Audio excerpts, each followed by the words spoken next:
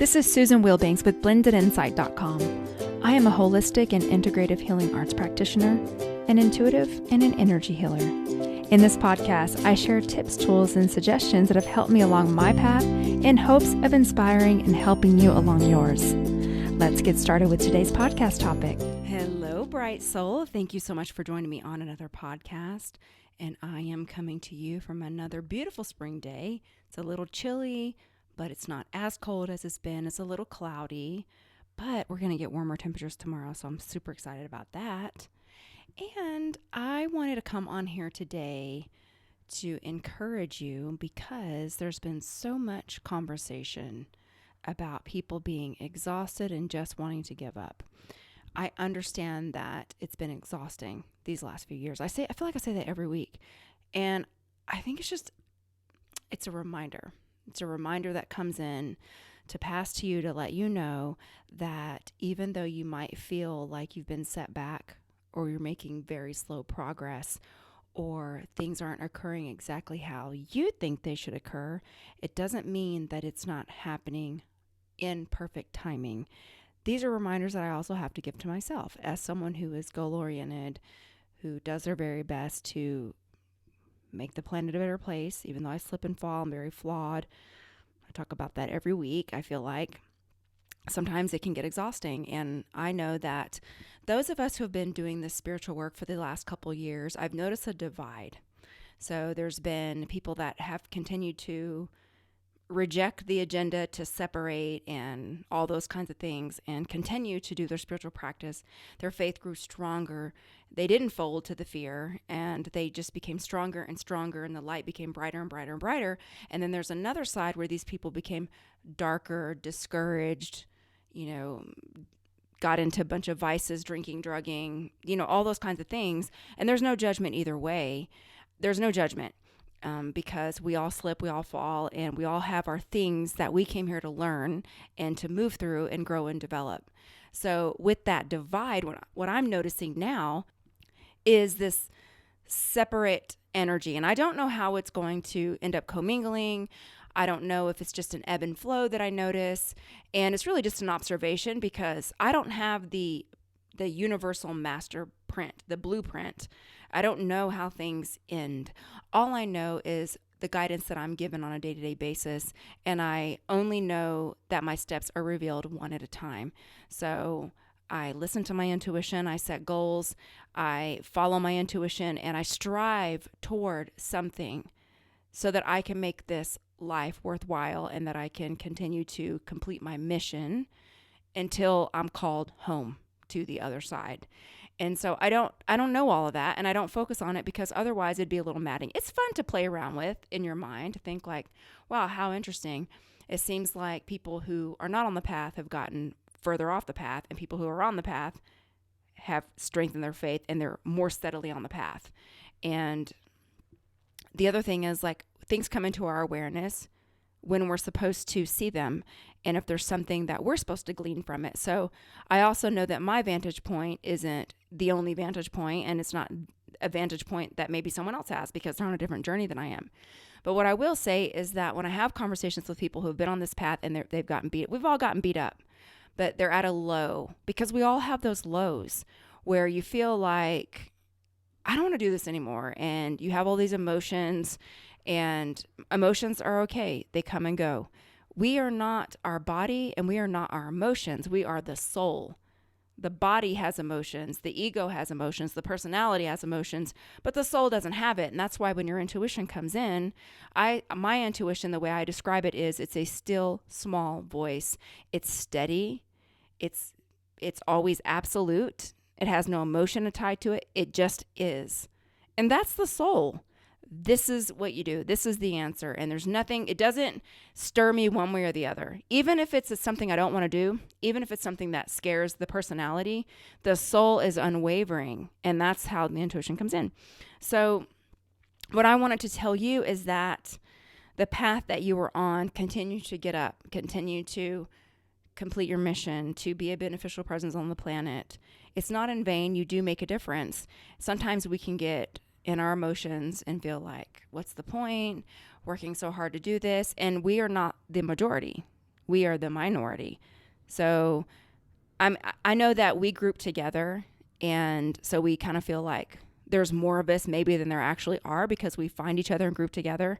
But if you look at the collective, we're not the majority, we're the minority. And those who are called in the light, and we're the minority, but a light shines so brightly that it can cover so much darkness that it's more powerful. And when you are walking this path and you feel really tired and worn out and alone, what I wanted to say is you've got to remind yourself that you are the reason that a person gets up or a thing gets up. I don't care if it's that you water plants, that you interact with nature, that you take care of a pet, that you smile at a stranger on the street, that you complete a job, that if you weren't at that job, then the job wouldn't get done. There's something that you do. You matter, and you're making a difference. And I know sometimes we can feel like, life would go on or whatever. No, you have a purpose on this planet. That's why you're here. If you didn't have a purpose and you weren't making a difference, you wouldn't be here. And we get called home when it's our time, when we're called to do something else. But for the time that we're here right now, you make a difference, focus on your difference, and just take one step at a time. That's all you have to do. Get up. It takes courage to get up. It takes courage to walk this path. The easy thing is to numb out, drink and drug, take stuff out on everyone else, get on the internet and be a troll, be a low vibrational troll, and take out your anger on everyone else. Which, by the way, I don't care if you're an incognito troll or someone that's openly angry, you're creating terribly karma for yourself, especially depending on who you're doing it to. So I wanted to say that too, because I get comments about people saying someone's trolling them and how hurtful it is. Trust me, they're going to get theirs. You don't get to do those types of things to people without repercussions. And that's for myself included. When I lash out at someone, that's going to come back to me. And I know that. And so I have to own that. And so this is why I don't walk around in victim mentality. The way that you can try to mitigate that, like I said, is to do more good than harm. And that's my mission, really, is to have a beneficial presence on the planet. And when I do something from the personality that I am ugly or whatever, I make amends as quickly as possible and then do my very best to do more good to make that a larger impact than what I did harmful. But I can totally own my stuff. I will own it. I will apologize. I'll do my best to make amends. And people that aren't on this path, I find, have a hard time doing that. And that's not even a judgment then, because there's times in my life where I couldn't do it because I was so numbed out and I didn't have any conscious awareness. And usually people are just hating on themselves. Haters hate themselves. That's why they lash out at others. So when I see people behaving that way, I know that they really hate themselves. So they're lashing out unconsciously at others, and there's going to be a repercussion. And that's not my business. That's their business, and that's between them and God. And I just have to focus on how I respond, because I can't control what's going on outside of me. I can control with how I respond, and I can control my attitudes and my beliefs about it. The other thing that I've been finding this even in myself, where it's the energy shifts that have been going on over the last month or so, where I'm a little more irritable. And I noticed it in myself where I'm like, okay, that's irritating. But I also notice the irritator, like that person that's just being irritating. And it may not even be with me. It might be with other people that I'm observing. And it's like, okay, then I have to stop myself and say, wait a minute, I don't want to energize that. Let me focus on my breath. Let me cut that cord. I don't know what's going on with them. That's between them and God, their higher source, whatever they do. I got to focus on myself, how I respond, and put myself into a more positive state. And it also goes back to taking really good care of yourself, taking time out to connect, whether it's a bath, going for a swim, because water, it has clearing properties. So you could do a sea salt bath, which would mimic the ocean. Epsom salt bath is not the same. You'd have to do a sea salt bath for 20 minutes and then get out, because if you stay in it too long, then you can reabsorb the energy, and you don't want to do that. So you could do that to clear your energy. If you're just wanting to relax and connect, Epsom salt is great. You could put some essential oil in there. For me, breath work is amazing. Meditation is amazing. Yoga Nidra is amazing. I've mentioned that before. It's really great. And there's also a few ASMR artists that I like. I don't like all the noisy, the mouth sound things, but if they're just speaking softly, I can find that to be very relaxing. And the thing is when you are receiving downloads, it's a heart function, not a head function. So that's the key to getting very relaxed. And when we say observing and not focusing so much on your thoughts, observing the thoughts, is because you are then getting out of the personality and into the function of the soul. And the soul is really a heart function. So whatever you can do, whether it be a walk outside, there's all kinds of things you can do. And whatever that is, do that for yourself to take really good care of yourself and to keep yourself encouraged and going during this time.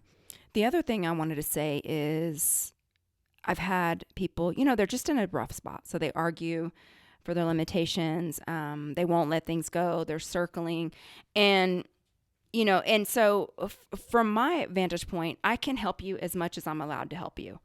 So the reason I say that is because this work comes through me and not from me. So I'll be listening to guidance and doing things within my skill set. I have a lot of energy healing skill sets. I don't just study one modality. So I'll do all that while listening. And it's always 10% the healer and 90% the person. So this is a co-creative experience. So what I wanted to say is, even if it gets down to the way you are in public. So years ago, I was a teenager, and I think it was my third job. And I was working for this movie theater. It was a $1 movie theater. And it was always so busy because it was a $1 movie theater.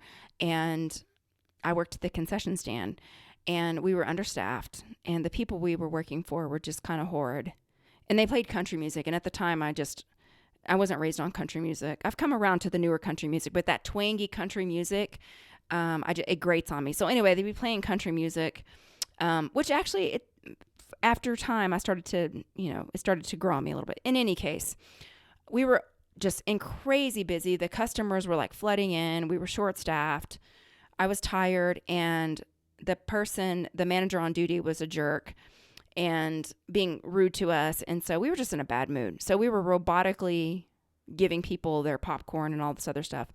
And I was saying the right things, but in a very firm, robotic way because, I was young, immature, exhausted, and quit shortly after. But in any case, there was a customer that was so compassionate with me, and I was doing her popcorn, and she goes, "Are you having a bad day?"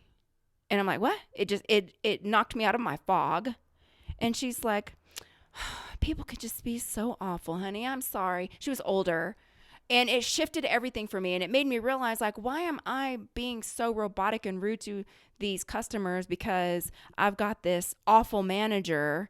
And it put me back into my present body. And you have that power over complete strangers just by she was in the present moment. She was full of faith. She had a glow about her, a nice aura about her. So she's obviously in the light. And she spoke a word to me that reminded me who I am and put me back in the present moment. And so I wanted to say, even in that, just being kind to strangers. The other thing is, everywhere's understaffed now in general. People don't, here in U.S., I can speak to North America. So there's this theme where people are doing halfway jobs and they don't really want to be there. People don't want to work. Everywhere's short staffed. Even in my job, we're always short staffed. People are burnt out. We hear the burnout conversation probably 4 times a week. And so the people that are left working are getting overran. Don't let that be you. Take good care of yourself. And imagine the impact and difference you can make by just actually being a present moment, kind human when there's so much of the opposite going around. Don't let their negativity bring you down or take you off of your mission. Remember, you are here for a purpose. You make a difference, and you are to be here for as long as you're supposed to be here until you're called home. None of us know when that's going to be. So we got to make the most of every minute and every moment. And I want to thank you for being here. As always, I think you're awesome, and I'm glad you're here, and I appreciate you. And let's go into a healing. You can uncross your arms and legs and focus on your breathing.